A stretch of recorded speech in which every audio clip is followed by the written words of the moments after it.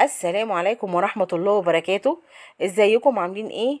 طبعا وحشتوني جدا جدا. انا بتأخر عليكم كتير، والايام دي هتأخر عليكم شوية بس علشان انا طبعا دلوقتي تعبانة ومشغولة جدا. بس كلكم تبقى عايزة كده، مستنية منكم دعواتكم كده يا جماعة، وان شاء الله الدعوة هتوصل من القلب للقلب. النهاردة قمت من النوم مش عارفة اعمل اكل ايه. بدور في الفريزر لقيت حتة لحمة كده، قلت يلا لما اعمل لهم ايه هعملها لهم بالمرة. جبت حلة ونزلت فيها بمعلقه سمنه زي ما انتوا شفتوا. سبت السمنه سخنت كويس، وبعدين نزلت بحته اللحمه بتاعتي، علشان لازم السمنه تبقى سخنه علشان اديها صدمه معاها. طبعا بعد ما نزلت باللحمه بتاعتي، انا قلت ايه اغير بقى بدل ما اطبخ عليها ومش عارفه ايه، اغير اعمل حاجه تانية. تمام. نزلت باللحمه، طبعا انتوا عارفين يعني هتحسوا ان هي لزقت منكم ومش عارفه ايه، لا بعد كده هي هتتغلف بالسمنه وايه، وان شاء الله هتبقى كويسه معاكم. المهم ان انتوا لازم الحله تبقى سخنه جدا علشان خاطر ايه، ما تنزلش ميه وتحبسي فيها السوائل بتاعتها. تمام. تمام. طبعا زي ما انتوا شايفين اهو قلبتها، وبعد ما اديها صدمه واقلبها كويس واشوحها كويس مع السمنه بتاعتي، هنزل عليها ايه، بكوبايتين من الميه، عشان انا مش عايزاها مسلوقه. انا مش عايزه اللحمه النهارده مسلوقه، ولا هعملها في الخضار. ان شاء الله هنشوف هنعملها ايه. نزلت عليها بالميه بتاعتي، وهنزل عليها ايه، بشويه فلفل. طبعا مش هحط ملح، زي ما انتوا عارفين لو حطيتي ملح اعرفي ان هي هتغيب معاكي جدا على النار. هتغيب معاكي جدا على النار. اي لحوم لو حطيت لها ملح هتغيب معاكي. انا حطيت لها فلفل اسمر، وحطيت لها معلقه سكر. تمام. ونزلت كده بورقتين راولي وايه وقلت ايه هغطيها بقى واسيبها على نار هاديه ايه مع نفسها. تمام. تمام. عايزه اقول لكم هي هتشرب الميه، ولو حسيتوا ان هي لسه ما استوتش، انتوا برضو تروحوا جايين ايه مزودينها ميه تاني، وتسيبها ايه تتشرب. احنا عايزينها ايه، تبقى فاضل لها حاجه بسيطه على السوا. جبت بطاطس كده وقلت اقطعها حلقات، قشرتها وقلت اقطعها حلقات. تمام زي ما انتوا شايفين. وكمان قلت ايه اقطع بصل، برضو هقطعه ايه زي ما انتوا شايفين كده حلقات. انا عايزه كل حاجه حلقات. تمام. بعد ما قطعت البطاطس اهو بقطع البصل حلقات معاكم زي ما انتوا شايفين. وبعد ما اقطع البصل حلقات بالطريقه اللي انتوا شايفينها دي، يعني انا بقول المستحب ان انت تقطعي حلقات، كل حاجه تبقى حلقات في الصينيه، هتبقى حلوه معاكي وهتبقى شكلها حلو وطعمها هيبقى جميل. بعد ما قطعتها حلقات نزلت بيها اهو في صينيه. هحط عليها بقى ايه ملح وفلفل، وحطي ملح كويس زي ما احنا شايفين، عشان احنا مش حاطين طبعا ملح في اللحمه بتاعتنا.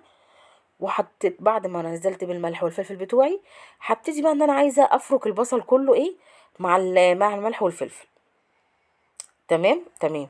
عايزه اقول لكم طبعا الواحد بيحاول ان هو على قد ما يقدر يغير في الاكل، علشان بيبقى فيه زهق، مش عارفين ناكل ايه ومش عارفين نعمل خضار ايه، وكل حاجه بقت زهق. فالواحد بيحاول ان هو على قد ما يقدر يغير. زي ما انتوا شايفين انا خلصت اهو البصل بتاعي وعملته كله فركته مع الملح والفلفل. وهنزل بقى عليه بالبطاطس بتاعتي زي ما احنا شايفين، كميتك طبعا على حسب ما انت عايزه. تمام. وقلت بقى ايه قطعت شرايح طماطم وهنزل عليها. حطيت الطماطم على البصل على البطاطس، وهنزل عليهم بمعلقه الثوم. يعني اصلا واحد مش عايز خضار ولا عايز، زهقنا. وبجد موضوع الاكل ده حاجه حيره جدا يا جماعه، طبعا كلكم عارفين الموضوع ده. ونزلت عليها بمعلقه توم كده كويسه. تمام. وهقلب بقى كل المكونات دي مع بعضها. وبعد ما اقلبها مع بعضها، طبعا بقى السمنه بتاعتي كانت شربت الميه بتاعتها وانا زودتها تاني. فطبعا ايه انا سبتها لغايه لما فضلت حاجه بسيطه بس تكمل سواها، حاجه بسيطه جدا مع البطاطس. يعني انا سويتها من اول في الاخر في اللحمه في الحله، عشان انتوا عارفين البطاطس مش بتاخد سوا. كانت استوت معايا، الحبه اللي فاضل لها هتستويهم مع البطاطس.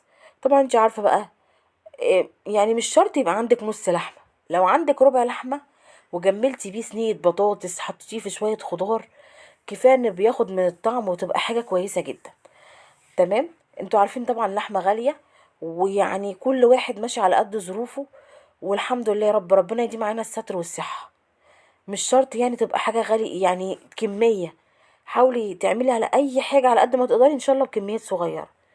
ونزلت عليها بقى بمعلقه صلصه، انا دوبتها في ميه. وهنزل عليها بقى بشويه زيت ومعلقه سمنه كويسه. زي ما احنا شايفين. وبعد ما انزل على الزيت بالزيت والسمنه، هبتدي بقى ان انا اقفلها بالورق الفويل واحطها في الفرن. زي ما انتوا عارفين قلت اقفلها بالفويل عشان ايه؟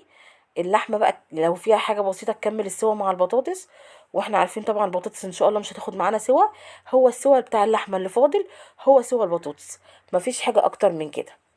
تمام. وكده كانت حاجه جميله وحاجه طعمها حلو، وربع اللحمه طعمنا بيه صينيه البطاطس، وربنا يديمه علينا نعمه يا رب. حطيته بقى في الفرن، وهو طبعا انتوا عارفين الاكله دي مش هيتعمل جنبها غير شويه رز بشعريه حلوين. احنا ما بنحبش الرز الابيض خالص خالص غير لما بنعمله في البرام، لكن احنا ما بنحبش الا رز بشعريه او حبه وحبه. بس طبعا دلوقتي كلنا بنستسهل موضوع ان احنا نعمل رز بشعريه، مش بنعمل الرز اللي هو حبه وحبه ده غير يعني غير قليل قوي قوي قوي. فطبعا ايه، نزلت بالسمنه وزيت بتوعي، ونزلت عليهم بالشعريه. انا قلت لكم انا مش بعير الشعريه بتاعتي زي ما احنا عارفين. وقعدت بقى ايه اشوحها كده واحمرها لغايه ما خدت معايا اللون الذهبي. تمام. ورحت نازله عليها ايه، بمقدار الميه. انت بقى زي ما انت عارفه، عامله كوبايتين، عامله نص كيلو رز، عامله كيلو رز، زي ما انت عارفه انت عامله رز قد ايه حطي مقدارك. مشي نفسك على قد ظروفك، ما يهمكيش اي حاجه من اي حد. كل واحد يمشي بيته على قد ظروفه يا جماعه، وربنا والله العظيم بيبارك. اهم حاجه البركه. قولي بسم الله في اي حاجه بتعمليها وربنا هيبارك، وكل حاجه هتبقى تمشي معاكي تمام التمام. مش شرط الاكل والشرب ده خالص. المهم لو هناكل فول بس ربنا يديم معانا الستر والصحه، دي احسن حاجه في الدنيا. وولادك وانتي بخير الحمد لله رب العالمين. مهما يحصل من حواليكي وتحسي بالغلا والدنيا، ما تقوليش لا الدنيا رايحه بينا على فين وغلا وكده، لا. هتحسي ربنا واقف معاكي دايما. كل ما بتحمدي ربنا، كل ما بتقولي الحمد لله وبتسمي على اي حاجه بتعمليها، تحسي ربنا واقف معاكي دايما وساترها معاكي. وربنا يا رب يسترها معانا ومعاكم يا رب على طول دنيا واخره. طبعا حطيت الرز بتاعي والملح وقلبته وغطيت عليه وسبته يستوي. كانت صينيه البطاطس طلعت من الفرن. عايزه اقول لكم البطاطس كانت زبده، وطبعا اتطعمت وحليتها باللحمه، وعملت جنبه رز بشعريه. عندك مخلل حطي، عندك فلفل مقلي حطي، هتقلي فلفل حطي. كل حاجه نعمه من عند ربنا، وربنا يديمها لنا نعمه يا رب. عايزه اقول لكم اكله جميله وبربع كيلو لحمه. انت بقى زي ما يكون عندك، واي حاجه عايزه تعملي اعملي ربع مفروم، عايزه تعملي ربع بانيه اعملي. الزمن اللي احنا فيه ده المهم ان انت تستوري بيتك وتستوري نفسك، وتحاولي ان انت على قد ما تقدري تخترعي اكله كده باقل التكاليف. يا رب يديمها انا نعمه علينا وعليكم يا رب. يا رب يكون وصفتي خفيفه على قلبكم وعجبتكم، وكون دايما عند حسن ظنكم، وكون بقدر افيدكم ولو بمعلومه صغيره. ما تنسوش بقى اللايك والاشتراك في قناتي، وربنا يحسن ما بين ايديكم.